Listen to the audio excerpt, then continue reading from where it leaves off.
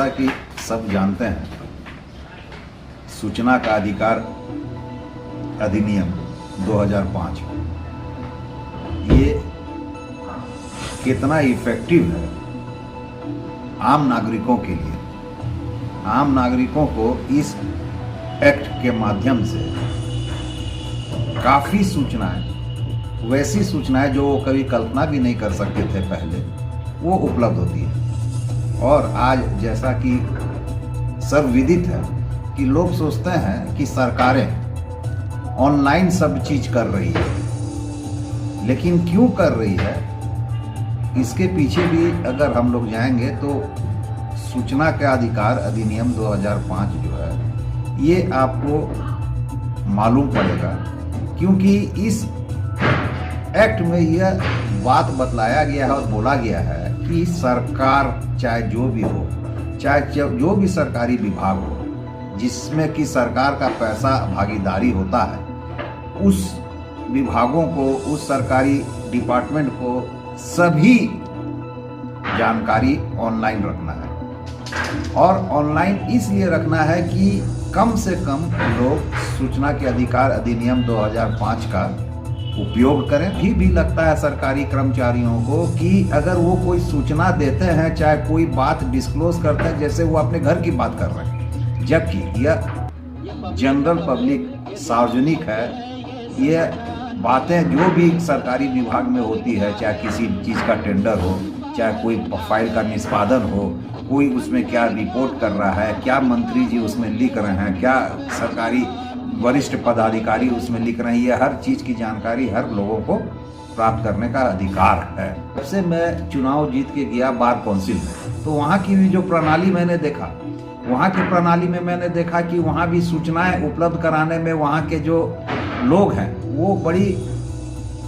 अपने आप को विलग रखते थे, उससे सूचनाएं नहीं देने की कोशिश करते थे और फाइल को जो है उन लोगों के द्वारा निष्पादित करने में उन लोगों को समय लगता था। तो हमने इस बात को अपने आम सभा में उठाया था, जिसमें कि आम सभा में के एजेंडा में इस बात को रखा था कि सूचना का अधिकार अधिनियम 2005 का अनुपालन पूरे बार काउंसिल में भी अक्षरशः वैसा ही किया जाए जो एक्ट बोलता है, जिसमें कि एजेंडा में रखने के उपरांत 29/6/2019 को इस पे चर्चा हुई थी। और चर्चा के उपरांत जैसे कोई भी वहाँ की एक ट्रेडिशन है कि किसी भी जनरल बॉडी मीटिंग में, आम सभा में अगर कोई चर्चा होती है और उसका अनुमोदन होता है तो उसका तब तक उसका नहीं चालू होता है जब तक कि अगले आम बैठक में उसको कंफर्म नहीं कर दिया जाता है। तो वो जो 29/6/2019 को जो चर्चा हुई थी उसको सत्यापित कर दिया गया था 17/11/2019 के आम सभा में, जिसके बाद में ये जो राइट टू इंफॉर्मेशन एक्ट 2005 है वो पूर्णतः वहाँ लागू हो गया। और एक पत्र वहाँ से निर्गत हुआ इस दोनों रेजोल्यूशन की मिनट बुक की कॉपी को संज्ञान में लेते हुए। एक झारखंड स्टेट बार काउंसिल में भी हमारे पब्लिक इंफॉर्मेशन ऑफिसर का बाकायदे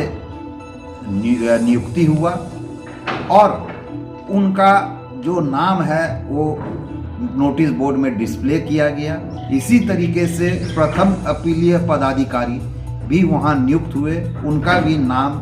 जो है नोटिस बोर्ड में डिस्प्ले किया गया, जिसको कि अगर कोई दिक्कत हो तो वो उन लोग से कांटेक्ट कर सकते हैं। और अगर इस दोनों के बाद भी अगर किसी को नहीं हो तो वो तो जो प्रोसेस है सेकेंड अपीलेंट अथॉरिटी के पास जा सकते हैं। कठिनाई कोई हो तो अध्यक्ष से जरूर बात करना चाहिए किसी को भी। और मैं ये चाहता हूँ कि पारदर्शिता लाने के लिए, पारदर्शिता के लिए राइट टू इंफॉर्मेशन से अच्छा औजार आज के डेट में कोई नहीं है। जानकारी प्राप्त करने का पूरा हथियार आपके पास में है, आप उसका सदुपयोग कीजिए, आप उसको इस्तेमाल कीजिए। और जो भी कागज, जो भी जानकारी बार काउंसिल से संबंधित है आप जरूर RTI का उपयोग करते हुए मांगिए। इसी तरीके से हर विभाग में मैं चाहता हूं कि झारखंड के चाहे सेंट्रल गवर्नमेंट के हर विभाग में जो मैंडेटरी है, कंपलसरी है कि हर विभाग में बोर्ड टांग के आपको वहाँ के PIO public information officer, first appellate authority का नाम, आपको उसका फोन नंबर, उसका ईमेल आईडी हर विभाग के बाहर में नोटिस बोर्ड में लगा होना चाहिए। लोग अपनी बातों को, अपनी ताकत को अगर पहचानेंगे तो ये समाज के लिए एक बहुत अच्छा भारत बनने की ओर जाएगा। और हमारे प्रधानमंत्री महोदय का जो एक सपना है कि हम अपने पांव में खड़े हों, हम अपना काम खुद से करें, किसी पे डिपेंडेंट नहीं रहे, वो एक सार्थार्थ होगा। और यथार्थ में बदलने का काम अगर करना है तो आप राइट टू इंफॉर्मेशन का उपयोग जरूर करें, सब विभाग में करें। और हर विभाग को ये हिदायत हो कि अगर वो बाहर डिस्प्ले नहीं करते हैं अपने ये फर्स्ट इंफॉर्मेशन ऑफिसर का, पीआईओ का, और अगर वो फर्स्ट अपीलेंट अथॉरिटी का नाम डिस्प्ले नहीं करते हैं, उनका फोन नंबर डिस्प्ले नहीं करते हैं, उनका ईमेल आईडी नहीं डिस्प्ले करते हैं, तो सरकार इसमें संज्ञान ले और तत्पर कार्रवाई करे।